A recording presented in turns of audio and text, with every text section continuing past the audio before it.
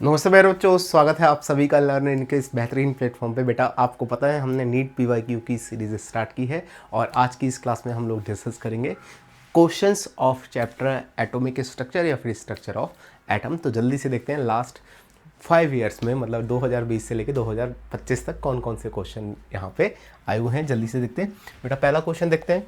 पहले क्वेश्चन में है कि number of proton and neutron and electron in the 71 lutetium 135 respectively.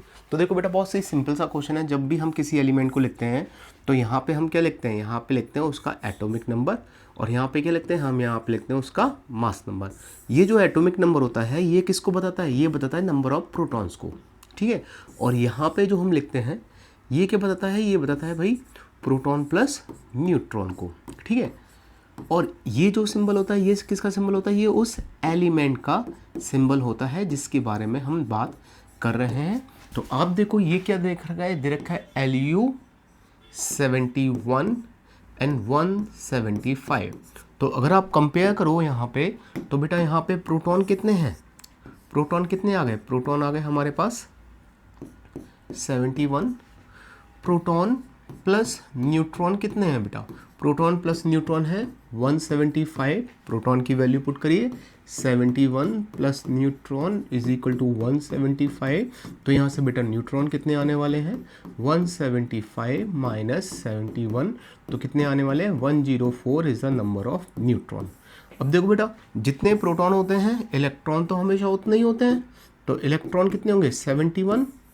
अब चेक कर लेते हैं, प्रोटॉन 71, न्यूट्रॉन 104 और इलेक्ट्रॉन भी 71। ऐसा ऑप्शन देखिए 71, 104, 71, ये बेटा ऑप्शन नंबर 1 में हमारा दे रखा है, यही हमारा सही आंसर होगा। चलते हैं नेक्स्ट क्वेश्चन पे। नेक्स्ट क्वेश्चन में बेटा, a particular station of All India Radio New Delhi broadcast a frequency of 1368 kilohertz. The wavelength of the electromagnetic radiation emitted by the transmitter is C. Speed of light हमें दे रखी है बेटा यहाँ पे। अब आप देखिए इसको सॉल्व करते हैं तो क्या होता है, C इज इक्वल टू होता है न्यू लैम्डा, ठीक है। ये हमें पता है फ्रीक्वेंसी और वेवलेंथ में रिलेशनशिप होती है, ठीक है। C की वैल्यू कितनी है 3 इंटू 10⁻8। ये 10⁻8 होगा बेटा, यहाँ पे होगा, ठीक है। और यहाँ पे कितना आ जाएगा, न्यू की वैल्यू हमें क्या करना है, न्यू की वैल्यू हमें दे रखी है, कितनी दे रखी है 1368 इंटू 10⁻3 और लैम्डा की वैल्यू हमें फाइंड आउट करनी है। तो लैम्डा क्या हो जाएगा, लैम्डा हो जाएगा बेटा, इसको हम लिख सकते हैं 3 into 10⁻5 into 10⁻3 divide by 1368 into 10⁻3। ये दोनों कैंसल आउट हो गए, क्या बचा हमारे पास बचा। अब इसको मैं क्या लिखूंगा, इसको लिखूंगा 3000 इंटू 10⁻2 डिवाइडेड बाय 1368। अब आप देखो बेटा ये क्वांटिटी कितने टाइम जाएगी, वो 2 टाइम जाएगी, तो क्या जाएगा 2.192 इंटू 10⁻2। इसको अब हम नॉर्मल लिख सकते हैं, तो 219.2 ये आ जाएगी वैल्यू हमारे पास मीटर में। तो ऐसा ऑप्शन चेक करो बेटा, ऐसा ऑप्शन कहाँ दे रखा है, ऐसा ऑप्शन दे रखा है ऑप्शन नंबर बी में, तो ऑप्शन नंबर बी इसका सही आंसर हो गया। चलते हैं नेक्स्ट क्वेश्चन पे बेटा। नेक्स्ट क्वेश्चन है the radius of the second Bohr orbit of the helium plus 1 is this one. What is the radius of the Bohr third Bohr orbit of Li+2 ion. तो देखो बेटा radius का formula क्या होता है, radius of NS shell is equal to N0 n²/z, ठीक है। अब हमें पता है क्या होता है, ये होता है बेटा अपने पास Rn, ये होता है 52.9 n²। कौन सी हमें रेडियस चाहिए, थर्ड ऑर्बिट की चाहिए, तो इन क्या हो गया n², ये हो गया डिवाइड बाय किसकी चाहिए, लिथियम की। लिथियम का जो एटॉमिक नंबर है वो कितना है, वो है बेटा 3, तो 3। तो अब यहाँ से देखो, यहाँ से अगर हम कैंसिल आउट करेंगे तो ये क्या आ जाएगा, ये आ जाएगा बेटा 52.9 मल्टीप्लाइड बाय 3। अब इसको कर लो, ये हो गया 27, 2, ये हो गया 6 और 8 और ये हो गया 15, ठीक है। तो ये हमारे पास हो गया 158.7 पिकोमीटर। और जो कि हमें दे रखा है बेटा कौन से ऑप्शन में दे रखा है, हमें दे रखा है ये ऑप्शन नंबर ए में। ये एंगस्ट्रॉम में है, तो इसलिए मैं इसको चूज़ नहीं करूँगा। मैं किस में चूज़ करूँगा, पिकोमीटर में, क्योंकि जो वैल्यू मैंने ले रखी है ये वाला जो फार्मूला होता है, ये वाला जो फार्मूला ये किस में, पिकोमीटर में सीधे सीधे देता है। तो ये हमारा आंसर हो गया इस क्वेश्चन का। चलते हैं नेक्स्ट क्वेश्चन पे। नेक्स्ट क्वेश्चन में दे रखा है कि हमारे पास कि identify the incorrect statement for the following. All D orbital are different in size when compare to the 4D। देखो बेटा बात सही है, 4D ऑर्बिटल के जो 4D सब शेल के जो ऑर्बिटल होंगे वो कैसे होंगे, स्मॉलर होंगे। एंड 5D के जो ऑर्बिटल होंगे बेटा वो कैसे होंगे, वो साइज में थोड़े से बड़े होंगे, bigger in size. All 4D orbital have the shape similar to the 3D। देखो शेप के मामले में सही है, चाहे 3DZ² की बात करो चाहे 4DZ² की बात करो, इनकी शेप एक जैसी ही होगी। ठीक है, तो शेप के मामले में वो सभी सही होते हैं, एक जैसे होते हैं। ठीक है, जो 3DXY की शेप होगी वही 4DXY की शेप होगी, लेकिन उनका साइज डिफरेंट होगा। जो अंदर वाली शेल है उसके ऑर्बिटल छोटे होंगे, जो बाहर वाली शेल है उनके ऑर्बिटल बड़े होंगे। तो ये वाला स्टेटमेंट भी सही हो गया, ये वाला स्टेटमेंट भी सही हो गया। फिर in an atom all 5 3D orbital are equal in energy in the free state. ये बात सही है, जब तक वो फ्री स्टेट में होते हैं तब तक हम उनको डिफ्रेंशिएट नहीं कर सकते, उनकी सबकी एनर्जी कैसी आती है, बराबर आती है। The shape of XYZ and XZ similar, ये बेटा सही है। इन सबकी शेप कैसी आती है, इन सबकी शेप आपको याद होगा डबल डम्बल आती है, इस तरीके की है, इस तरीके की शेप आती है। एक्सिस डिफरेंट होती है लेकिन शेप एक ही होती है।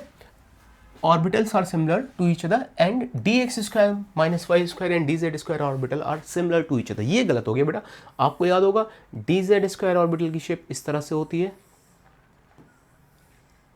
dz² ऑर्बिटल की शेप इस तरह से होती है, और dx² minus y² की शेप इस तरह से होती है। ये along the axis होते हैं और दोनों की शेप डिफरेंट होती है, x y, और ये वाली जो एक्सिस है ये z है। तो इन दोनों की शेप डिफरेंट है। हमसे क्या पूछा है भाई, इनकरेक्ट स्टेटमेंट पूछा, तो जो हमारा डी वाला है, जो फोर्थ वाला है, वही हमारा इनकरेक्ट स्टेटमेंट हो गया। चलते हैं बेटा नेक्स्ट क्वेश्चन पे।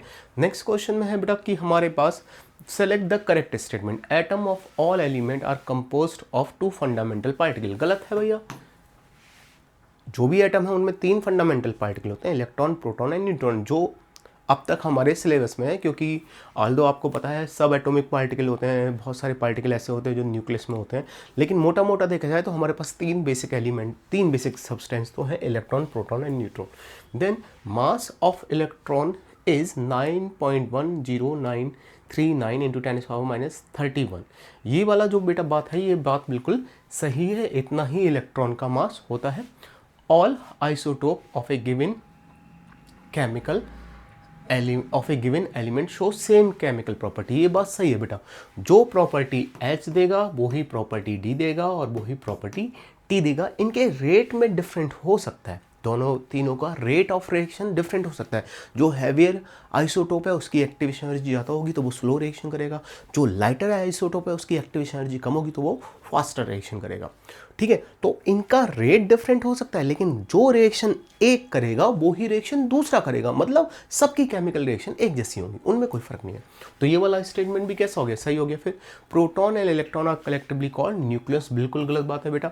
Proton and neutron they reside in the nucleus and whatever reside in the nucleus is called nucleons। तो जो न्यूक्लियस में रहता है वो क्या होगा, न्यूक्लियस होगा। लेकिन यहाँ पे इन्होंने किसको बोल दिया, इलेक्ट्रॉन को भी न्यूक्लियस बोल दिया, इलेक्ट्रॉन न्यूक्लियस में नहीं रहता, तो ये गलत हो गया। फिर Dalton's atomic theory regarded the atom as an ultimate particle of the matter. ये बात बिल्कुल सही है कि भाई डाल्टन्स ने क्या बोला कि किसी भी पार्टिकल को हम फर्दर डिवाइड करते जाएं तो लास्ट में जो सबसे छोटा पार्टिकल मिलेगा which can not be divided further, that is called the atom. तो ये बात तो बिल्कुल सही है। तो हमारा 2, 3 एंड 5 सही हो रहा है, जो कि हमें दे रखा ऑप्शन नंबर सी में, इसका ऑप्शन सी सही हो गया। चलते हैं बेटा नेक्स्ट क्वेश्चन पे। नेक्स्ट क्वेश्चन में है हमारे पास the relationship between nm is the number of permissible value of magnetic quantum number for a given value of azimuthal quantum number। तो बेटा देखो क्या फार्मूला होता है, हमारे पास फार्मूला होता है देखो 2l+1, ये m की वैल्यू होती है। अगर l की वैल्यू s के लिए कितनी होगी 0, तो m की पॉसिबल वैल्यू कितनी होगी 1। अगर l के लिए l की वैल्यू p के लिए कितनी होगी 1, तो m की पॉसिबल वैल्यू क्या आती है -1 0 और +1 3 आ जाती है। अगर आप इस फॉर्मूले में l की वैल्यू 1 रखोगे तो कितना आ जाएगा 3। अब l की वैल्यू d ऑर्बिटल के लिए कितनी होती है 2, तो m की पॉसिबल वैल्यू क्या आएंगी -2 -1 0 +1 एंड +2, तो टोटल वैल्यू कितनी आ गई 5। टोटल वैल्यू कितनी आ गई 5 आ गई।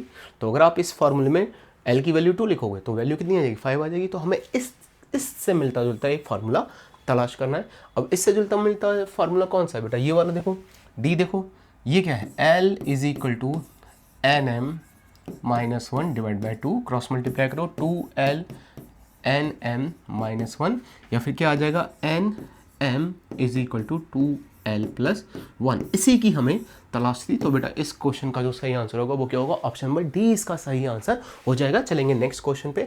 नेक्स्ट क्वेश्चन में देखते हैं, spin only magnetic moment is the same for which of the following ions. देखो बेटा ये डी ऑर्बिटल का भी क्वेश्चन, डी ब्लॉक एलिमेंट का भी क्वेश्चन माना जा सकता है, क्योंकि वहाँ पे भी ऐसे क्वेश्चन पूछे जाते हैं। लेकिन क्योंकि बात इलेक्ट्रॉनिक कन्फिगरेशन की हो रही है, नंबर ऑफ अनपेयर्ड इलेक्ट्रॉन की हो रही है, तो हम इसको एटॉमिक स्ट्रक्चर में भी सॉल्व कर सकते हैं। जल्दी से करते हैं। Ti+3, Ti+3 इसका होता है बेटा 3D1। क्रोमियम +2, क्रोमियम +2 का होगा 3D4। Mn+2, Mn+2 का होगा 3D5। ठीक है, फिर Fe+2, Fe+2 का भी कितना होगा 3D4। देन स्कैंडियम+2, स्कैंडियम+3 है, स्कैंडियम+3, स्कैंडियम का होगा बेटा हमारे पास, ये हो जाएगा पूरा का पूरा, इसमें 3D0 एंड 4S0 ये आ जाएगा। ठीक है, इसका जो 21 होता है, 21 में से 3 इलेक्ट्रॉन निकालेंगे तो इसका जो कन्फिगरेशन आ जाएगा वो किसकी तरह आ जाएगा, आर्गन की तरह आ जाएगा। तो किस किसका सेम आ रहा है बेटा, इन दोनों का सेम आ रहा है। क्रोमियम +2 में भी 4 अनपेयर्ड इलेक्ट्रॉन होंगे, और आयरन +2 में, आयरन +2 में कितने इलेक्ट्रॉन होंगे 3D6, सॉरी मैंने यहाँ पे 3D4 लिख दिया, ये कितने होंगे 3D6। तो 3D6 हो गए 1 2 3 4 5। तो भी देखो बेटा यहाँ पे भी 4 अनपेयर्ड इलेक्ट्रॉन, और यहाँ पे भी कैसे इलेक्ट्रॉन होंगे 4 अनपेयर्ड इलेक्ट्रॉन होंगे हैं। इलेक्ट्रॉन भले 6 है लेकिन अनपेयर्ड इलेक्ट्रॉन तो 4 ही आ गए। तो हमारा जो आंसर होगा बेटा वो क्या होगा, B एंड D। अब बी एंड डी कहाँ दे रखा है, बी एंड डी दे रखा है बेटा इन द ऑप्शन नंबर ए। इसका सही आंसर हो गया। चलते हैं नेक्स्ट क्वेश्चन पे। नेक्स्ट क्वेश्चन में क्या है, नेक्स्ट क्वेश्चन में है बेटा हमारे पास एक क्वांटम नंबर है, और वो क्वांटम नंबर क्या प्रोवाइड करता है ये बता रहा है। देखो अब ऐसे देख लेते हैं, प्रिंसिपल क्वांटम नंबर क्या बताता है, साइज, तो ये 2 के साथ मैच करेगा। ठीक है, अब हमारे पास ये ओरिएंटेशन, ये कौन बताता है, स्पिन क्वांटम नंबर, ये मैच करेगा 4 के साथ।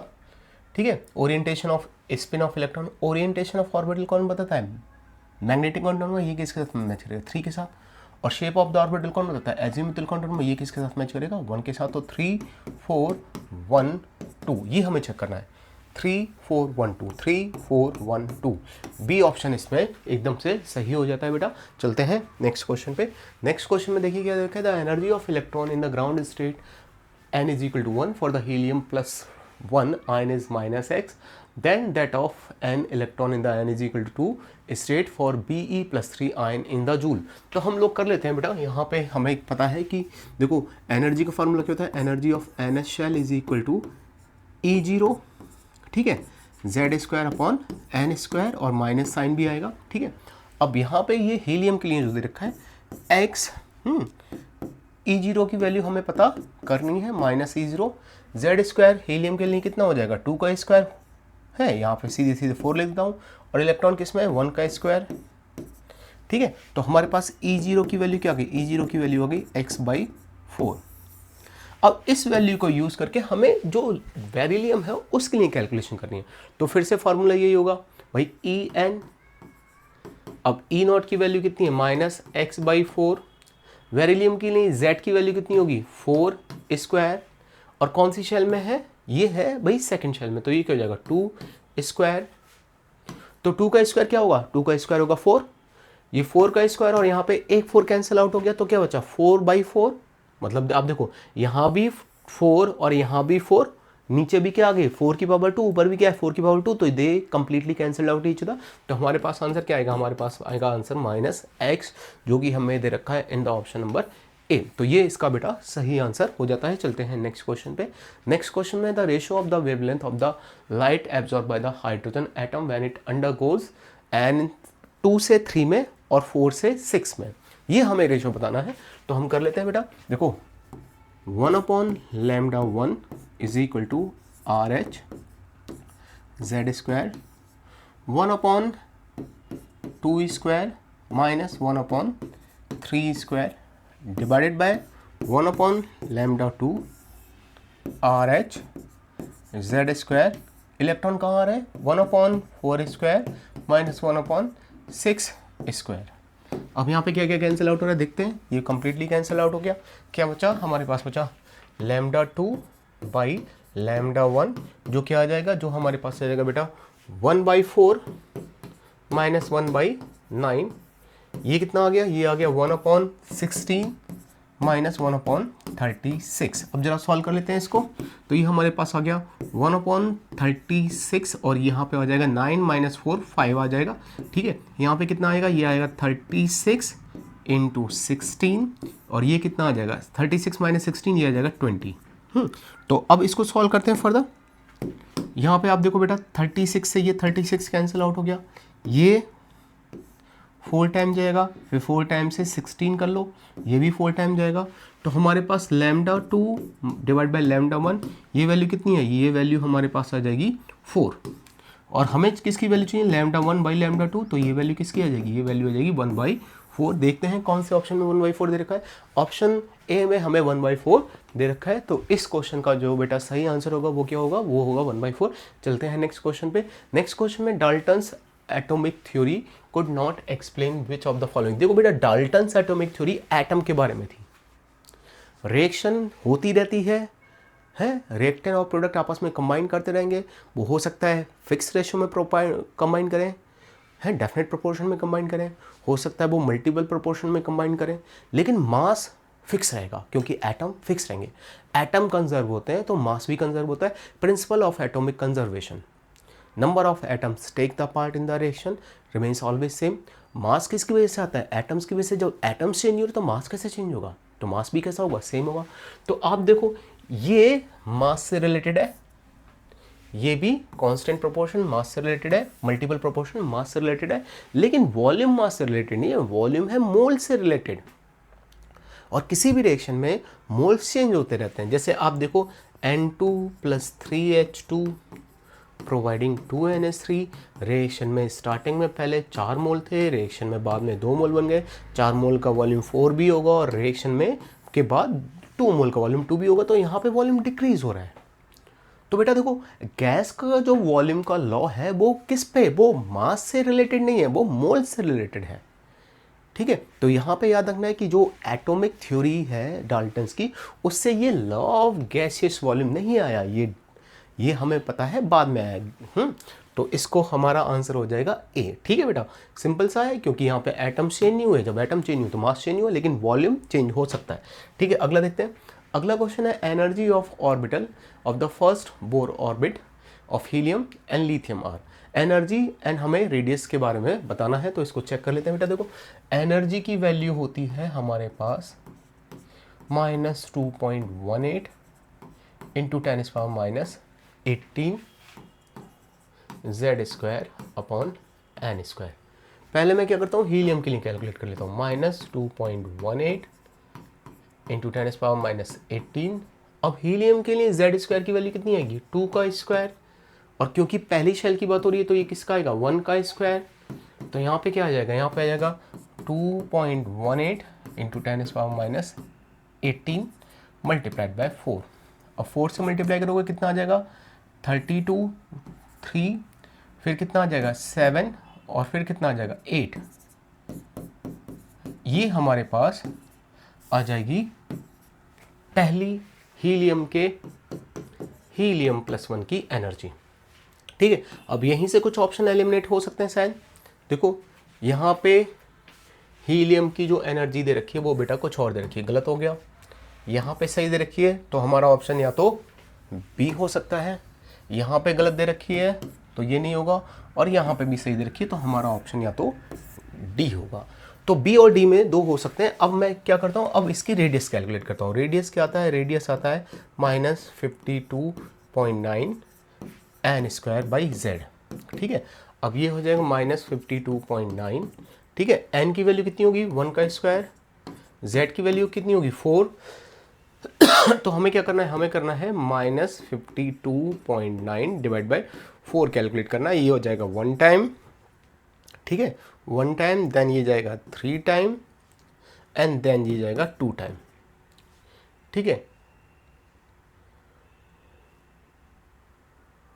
यहाँ पे बेटा मैंने z की वैल्यू गलत ले ली है थोड़ा सा यहाँ पे, क्योंकि ये 1 स्क्वायर डिवाइड बाई z की वैल्यू 2 है, तो ये हमारे पास आएगा -52.9 डिवाइड बाई 2, जो कि हो जाएगा अपने पास -264, इतना आएगा, करीब करीब 26.4। तो यहाँ पे भी देखो बेटा 26.4 है, यहाँ पे भी 26.4 है, तो अभी भी हमें पता नहीं चला कौन सा आंसर सही है। तो अब हम क्या करेंगे, अब ऐसा करते हैं लिथियम के लिए कैलकुलेशन कर लेते हैं। लिथियम की पहले रेडियस कैलकुलेट कर लेते हैं। ठीक है, ये क्या आएगा -52.9। अब क्या आएगा एन स्क्वायर, कौन सी ऑर्बिटल की बात हो रही है, फर्स्ट ऑर्बिटल की, तो ये फर्स्ट हो गया है, डिवाइडेड बाय लिथियम के लिए जो z की वैल्यू होगी वो क्या होगी 3। तो यहाँ पे हमें सॉल्व करना है -52 ये सॉल्व करना है। अब इसको देखोगे तो ये कितना आएगा, और ऑब्वियसली यहाँ पे नेगेटिव साइन नहीं होगा क्योंकि रेडियस तो कभी नेगेटिव नहीं हो सकती है, तो इधर भी मैं नेगेटिव साइन हटा देता हूँ। ये सब मैंने हटा दिए। ठीक है, अब यहाँ पे हमें सॉल्व करना है -52.9 डिवाइड बाई 3, तो इसको 1 टाइम गया, ये 1 टाइम गया। ठीक है, फिर यहाँ से 2 बचे, वो उधर आ गए, तो 7 टाइम जाएगा 21। ठीक है, और फिर इधर 18 आ गए, तो ये 6 टाइम जाएगा, तो हमारे पास यहाँ पे होगा 17.6 pm। 17.6 pm। अब चेक कर लो लिथियम की कहाँ पे 17.6 दे रखी, देखो बेटा यहाँ पे कुछ और दे रखी है, नहीं हमें तो केवल बी और डी में चेक करने हैं। तो यहाँ पे भी देखो बेटा कितनी दे रखी 17.6, और यहाँ पे भी कितनी दे रखी है 17.6। मतलब अब हमें एनर्जी भी चेक करनी पड़ेगी।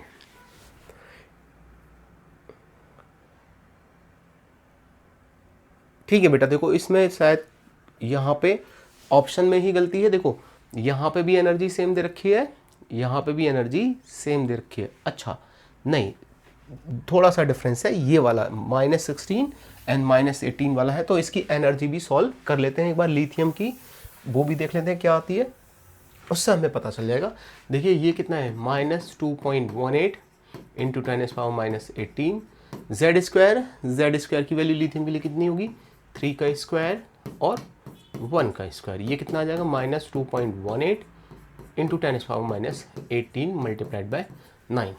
अब इसको जब हम बेटा 9 से मल्टीप्लाई करेंगे तो ऑब्वियसली ये जो क्वांटिटी आएगी ये अपनी ऑलमोस्ट 10⁻⁻18 ये आ जाएगा। कर लेते हैं इसको 2 7, ठीक है, 9 से 1 का किया, फिर 16 1, ठीक है, फिर अपना हो गया 19 है, 19 ये आ गया 10⁻⁻18, तो 19.62 इंटू 10⁻⁻18 ये हमारे पास आंसर आ गया। और ये हमें दे रखा है यहाँ पे तो 10⁻16 दे रखा है, तो ये गलत हो गया। ठीक है, तो हमारा आंसर जो सही आया वो कौन सा आया बेटा, बी ऑप्शन सही आया। आप देखो बेटा इस क्वेश्चन में हमें 4 चीज़ें सॉल्व करनी पड़ी, जहाँ पे पॉइंट ऑफ डिफरेंस आ गया, पहला पॉइंट ऑफ डिफरेंस, वही हमारा आंसर हो गया। अगर मान लो इसमें मैंने रेडियस कैलकुलेट करने की बजाय एनर्जी पहले कैलकुलेट कर ली होती, ठीक है, तो एनर्जी कैलकुलेशन से ही हमें समझ में आ गया होता कि यार ये वाला गलत हो रहा है। तो डिपेंड करता है बेटा आपने किस तरह से क्वेश्चन को सॉल्व किया। मेरे चारों चीज़ें कैलकुलेट करनी पड़ी, लेकिन अगर आप हो सकता है यहाँ से ही करना स्टार्ट करते तो ये भी नहीं होती एनर्जी, ये भी नहीं होती एनर्जी, और ये भी नहीं होती एनर्जी। ठीक है, और हमारा आंसर पहले ही ऑप्शन में आ जाता। बस शर्ते मुझे तो देखो चारों ऑप्शन सॉल्व करके दिखाने ही थे आपको, तो मैंने चारों ऑप्शन सॉल्व किए और आपका फाइनली आंसर आ गया। चलते हैं नेक्स्ट क्वेश्चन पे। नेक्स्ट क्वेश्चन में which of the following electronic configuration belongs to the main group element, मतलब NS2 एंड NP1, या तो इलेक्ट्रॉन S में हो लास्ट इलेक्ट्रॉन, या फिर P में हो। अब देखो बेटा इसका लास्ट इलेक्ट्रॉन S में, ये मेन ग्रुप का एलिमेंट हो गया। इसका लास्ट इलेक्ट्रॉन एस में नहीं है बल्कि किस में, डी में है, तो ये नहीं होगा। इसका लास्ट इलेक्ट्रॉन पी में है, ये भी हो गया। इसका लास्ट इलेक्ट्रॉन बेटा देखो ये कॉपर का कन्फिग्रेशन है, ये भी नहीं हुआ। और इसका लास्ट इलेक्ट्रॉन जो जाएगा बेटा वो एफ में जाएगा, अब डी में गया है, डी और एफ में जा रहा है, तो ये भी नहीं होगा।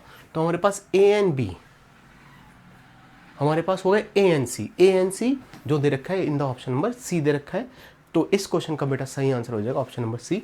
ठीक है बेटा, आज की क्लास में देखो बेटा हमारे पास इतने ही क्वेश्चन थे।